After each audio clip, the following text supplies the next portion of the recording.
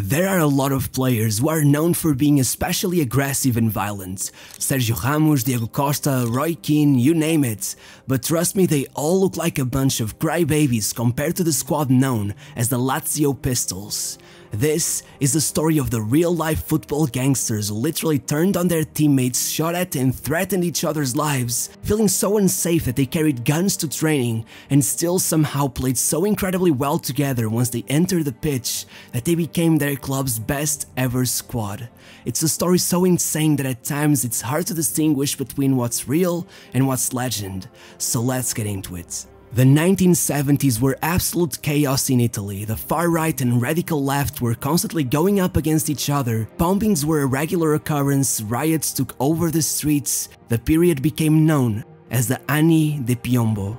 In times like this, football tends to serve as a safe haven, but this time it was different. The far right appropriated Lazio Stadium as their new recruiting grounds, and soon the two would be heavily associated. The key player that would jumpstart all of this amongst the squad was GIORGIO Chinaglia. Early in his life, he had lost his parents to immigration, being left in Italy until at the age of 6, he was sent to Wales, alone, with his destination sewn into his jumper as his only means of communication. He would grow up to be a professional football player at Swansea, but eventually, he was considered too problematic, simply not good enough, and released from his contract. As he left, he would get back at them saying, "One day, you will beg for my autograph." Regardless, back in Italy, he would be banned from Serie A for 3 years for having played in another league. Out of nowhere, he was stuck in the 3rd division. Still, once the ban was over, he got his big break moving to Lazio. But at first, this blessing ended up looking much more like a curse. Just 2 years into his stay, Lazio dropped down to the 2nd division. But actually, it was at this very moment that the sparks started flying.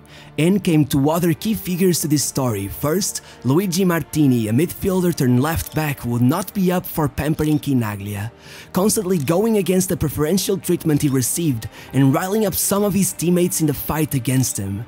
Alongside him came manager Tommaso Maestrelli, who became the perfect antidote to Chinaglia's hot-headedness, becoming sort of a father figure for him. While others would despise his behavior, Maestrelli found his passion endearing. Like night and day, they were now suddenly performing much better, immediately earning promotion back to the 1st tier, and suddenly, though they had just recently been promoted, they were finishing the season 2 points off the title and with qualification to the UEFA Cup. It was a comeback for the ages. Certainly, the locker room was overflowing with euphoria and joy, right? And no, not at all actually. They all pretty much hated each other. In fact, by then, the problems had gotten so bad that the team was separated into 2 factions, led by Chinaglia and Martini, using 2 different locker rooms so that they wouldn't even have to be around each other. Because, let's be real, when they were, it normally ended up with someone with a black eye. At times, it's hard to tell what is true and what is just a myth in this story, but I even read that once at halftime, one of them got so angry that the other had reprimanded a member of his faction during the match that he grabbed a bottle of beer, smashed it, pinned the other against the wall, and threatened to kill him. So yeah, pretty short temper. Training was done with all kinds of special care. Players were even forced to wear shin pads, something very unusual at the time, as they would get so rough that they would often injure their own teammates. The coach had to even make sure that practice games ended in draws, or otherwise, it always ended in a fight. But how did it get so bad? Well, Chinaglia managed to escalate all the hate that he was already getting from rival fans by admitting in public that he would be voting for the Italian neo-fascist party. As I've told you, Italy was in some serious political turmoil and things escalated fast. Among the riots, rival fans took the opportunity to ransack his clothing shop, and Chinaglia's solution was simple. He began carrying a .44 Magnum revolver. Given the climate they were in, this set off a sort of panic among the squad, and eventually most of the players were carrying as well. Regardless, I'm sure that at this point no one was expecting what would go on to happen. Pistols, rifles, M16s, some say a player even carried around a gun that had been conceived for elephant hunting. They were going around the team hotel bored, using anything for shooting practice, from lampposts, light bulbs, plates, you name it. Some say once a gunshot was heard in the middle of the night, and it turned out it was just Sergio Petrelli who was feeling too tired to get out of bed to turn the light off, so he just picked the gun from the nightstand and shut off the light bulb. And that wasn't even the worst. Whenever a youth player got sent to the first team or a new signing arrived, they made a habit of testing them by shooting bullets between their legs to see if they trusted each other and could keep their composure. And if you're thinking, there's no way this could be real, isn't it dangerous? Yes, very dangerous. So dangerous in fact that once, a special needs school nearby ended up returning a lost bullet to the hotel after they had been practicing their shooting in the backyard and nearly hit one of the patients. But the thing that really impressed everyone about this wild bunch was that whenever they got on the pitch, their play flowed seamlessly. Even if they were hard to understand, as a unit, it was all working. Lazio had already lived one of their most successful seasons of all time, and now they were all set for another. A few months in, everything seemed to be flowing effortlessly except for the fact that Lazio had been humiliated 4-0 by Ipswich Town in the UEFA Cup. By the time the second leg came around, emotions were high. The players were determined to make the comeback.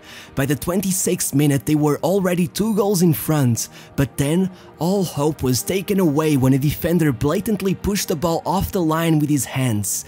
The players threw a huge fit, but the referee just waved them off.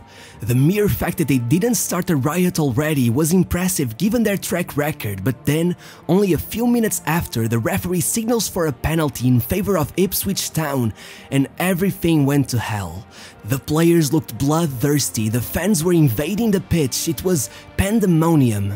The ball had to be put down 5 times, but every time the Lazio players kept kicking it away, and even once the penalty was finally converted, the rival player couldn't even celebrate as he got chased back to his own half by 5 Lazio players. Propelled by this anger, Chinaglia even went on to score twice more for yet another hat-trick, but even then, the away goal would be enough to send them off the competition. It only got worse once Ipswich scored in the final minute of the match.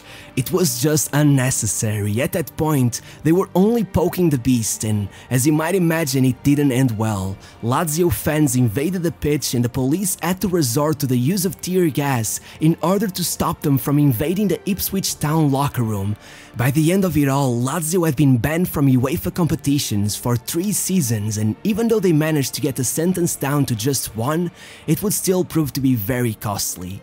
This sort of event was very common for these players. That same year, Chinaglia completely trashed the national team's locker room after being substituted early, and 3 years earlier, after playing Arsenal, they had gone out with the opposition for a ceremonial dinner party and it ended up in a complete bar brawl with tables and food flying around. Over the domestic season, they kept on doing splendidly, taking the first place on the 14th match day and holding on to it for months. However, right after that came yet another strange but iconic moment as Lazio faced Hellas Verona. Going into the match, they were the heavy favorites, but despite going in front 4 minutes in, by halftime they were losing.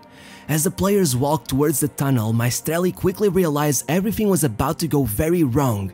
They all looked livid. So in a stroke of genius, he just blocked the door to the locker room and told them all to get back to the pitch. Caught off guard by this strange request, they all just went back to their positions, and the fans, excited by the threatening aura exuded by the 11 players standing in formation for however long the break was, began shouting and screaming, and out of nowhere, the atmosphere was set.